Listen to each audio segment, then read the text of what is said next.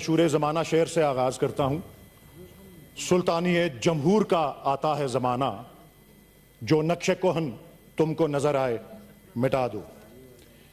जनाब deputy chairman साहब, 1989 के साल में 1989 में सुप्रीम कोर्ट ने जावेद हाशमी के केस में इस बात की तशरीह की थी कि हमारे आइन में जो लफ्ज़ इलेक्शन का लफ्ज़ इस्तेमाल हुआ है उसका मतलब क्या होता है, और वो ये तशरीह थी कि वो महज इलेक्शन डे नहीं होता, वो महज वोट कास्टिंग नहीं होती, वो महज गिनती और नताइज का मुकम्मल होना नहीं होता, वो एक पूरा प्रोसेस होता है। जनाब चेयरमैन साहब, उसमें बहुत से मराहिल होते हैं, बहुत से लिंक्स, बहुत सी कड़ियां हैं। शेड्यूल के ऐलान से लेकर कागजात नामजदगी का दाखिल करना, उनकी पड़ताल, उन पर एतराज़ात, हतमी फहरिस्तें, कैंपेन, पोलिंग, नताइज, ये 6-7 मराहिल मजमूई तौर पर इलेक्शन जो है उसके लफ्ज़ का मतलब बनते हैं। इन तमाम मराहिल के दौरान, जिस तरह सेनेटर अली जफर साहब बयान कर चुके हैं, जो कुछ होता रहा, कागजात के फाड़ने और छीनने के हवाले से, तजवीज़ और तायद कुनिंदा को अगवा करने के हवाले से, कैंपेन के दौरान छापे,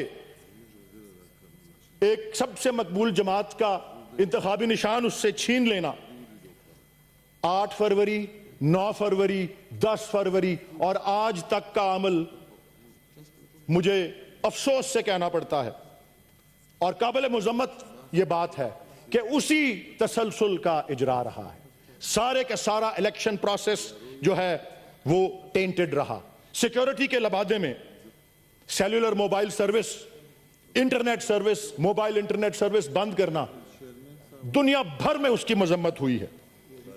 हम कहते हैं हमें इन्वेस्टमेंट चाहिए, हमें बिजनेस चाहिए, हमें मईशत की तरक्की चाहिए, हमने प्रमोट करना है अपने मुल्क को। यह पैगाम भेजते हैं हम कि अपनी मर्जी पे जब दिल चाहे इंटरनेट बंद कर दिया, जब दिल चाहे ट्विटर बंद कर दिया, जब दिल चाहे सोशल मीडिया के प्लेटफॉर्म बंद कर दिए।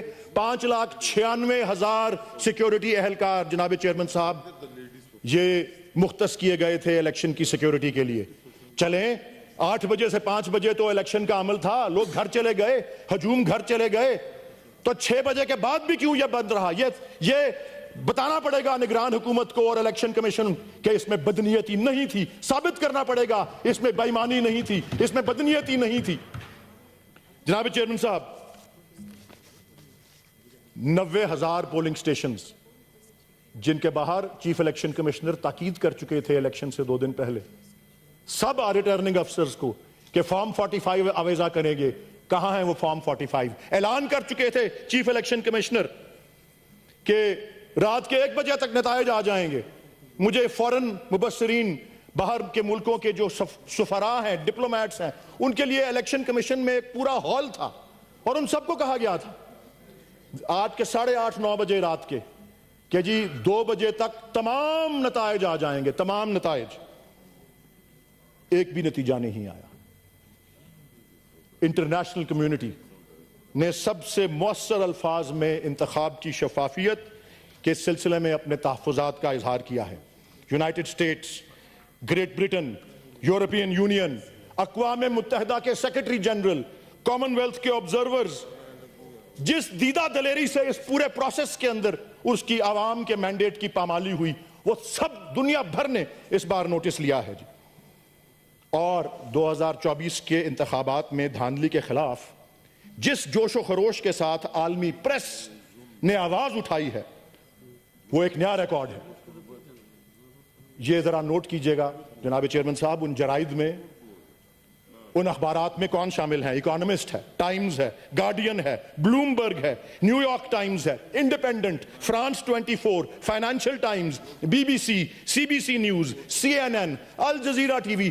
फहरिस्त बहुत लंबी हो जाएगी जनाब। कल रात फिच की जो रेटिंग एजेंसी है उसने अपने बयान में कहा कि अगर पाकिस्तान तहरीक इंसाफ को तनहा किया गया, आइसोलेट किया गया, तो उससे अवाम के अंदर अदम इत्मीनान और ज्यादा बढ़ेगा और वो बहुत ज्यादा अदम इत्मीनान का जो है बाइस बनेगा। जनाब डिप्टी चेयरमैन साहब, इलेक्शंस एक्ट 2017 का सेक्शन 13 सब सेक्शन 3 ये कहता है कि प्रोविजनल रिजल्ट रात के 2 बजे तक हर रिटर्निंग अफसर ने जारी करना है। और कानून यह भी कहता है, इस ऐवान से वो कानून गुजर कर मंजूर हुआ है, ये तौहीन पार्लियामेंट के मुतरादिफ है। कानून की पामाली और उसकी खिलाफ वर्जी तो अपनी जगह है। हम घर चले जाए, अगर हम कानून बनाते हैं उस पर अमल नहीं होता, फिर आगे लिखा है कि अगले दिन सुबह 10 बजे तक आप नताइज शाया कर दें, वो भी नहीं ऐलान हुआ। 3-3, 4-4 दिन बाद जो है वो नताइज जो है वो आ रहे हैं। एक छोटा सा फ्रैक्शन जो था नताइज का, वो सुबह 10 बजे तक आया। जनाब डेप्यूटी चेयरमैन साहब, पाकिस्तान में बदकिस्मती से संगदिली और बेहिसी रोज बरोज जो है बढ़ती जा रही है। अवाम के मैंडेट की पामाली, उस पर जो खुली वारदात हुई है, जिस पर पाकिस्तान के अंदर और पाकिस्तान के बाहर दुनिया भर में एहतजाज हो रहा है एक तरफ, और दूसरी तरफ चीफ इलेक्शन कमिश्नर ने मीडिया को ब्रीफिंग तक देने की जहमत नहीं की। ना ही चीफ जस्टिस ऑफ पाकिस्तान ने अवाम के इस अहम तरीन बुनियादी हक के बारे में कोई सुओ मोटो लिया। कहा जाता है कि हमें यूनिफाइड गवर्नमेंट बनानी चाहिए, इन हालात में कहा जाता है कि अफरा तफरी और तकसीम को हमें गुरेज करें, इससे मुल्क को इस्तेहकाम चाहिए। मैं भी मानता हूं मुल्क को अमन चाहिए, मुल्क को खुशहाली चाहिए। यह कभी हासिल नहीं हो सकती जनाब चेयरमैन साहब, जब जमहूरी अमल को इस तरह से मसख या डिस्टॉर्ट किया जाए। हबीब जालिब ने खूब कहा था, जुल्म रहे और अमन भी हो, क्या मुमकिन है तुम ही कहो। जनाबी डिप्टी चेयरमैन साहब, हर इंतखाब के बाद धांधली के इल्जामात लगाए जाते रहे हैं। यह 12वां आम इंतखाब था। कहते हैं 1970 वाला पहला निस्बतन शफाफ था, बाकी 11 बशमूल 2024 के धांधली के उस पर इल्जाम लगते रहे। मगर किसी चीफ इलेक्शन कमिश्नर, किसी निगरान हुकूमत को आइन और कानून के मुताबिक सजा अभी तक नहीं दी गई। एहतसाब का खौफ और कानून का डर ही खत्म हो चुका है। इलेक्शन से एक दिन पहले हमारे निगरान वजीर आजम एक बैरूने मुल्क खबर रसां एजेंसी को कहते हैं कि मैं गारंटी नहीं कर सकता कि फेयर एंड फ्री इलेक्शन होंगे। फिर 4 दिन बाद प्रेस कॉन्फ्रेंस करते हैं और कहते हैं कि अवाम ने रिजल्ट को एक्सेप्ट कर लिया है and they have moved on. तमाम जराइद ने, तमाम तज्जिया निगारों ने, मुबस्सिरीन ने कहा है कि किस जन्नत के अंदर रह रहे हैं हमारे निगरान वजीर आजम। क्या उनका पैमाना है फ्री और फेयर इलेक्शन का?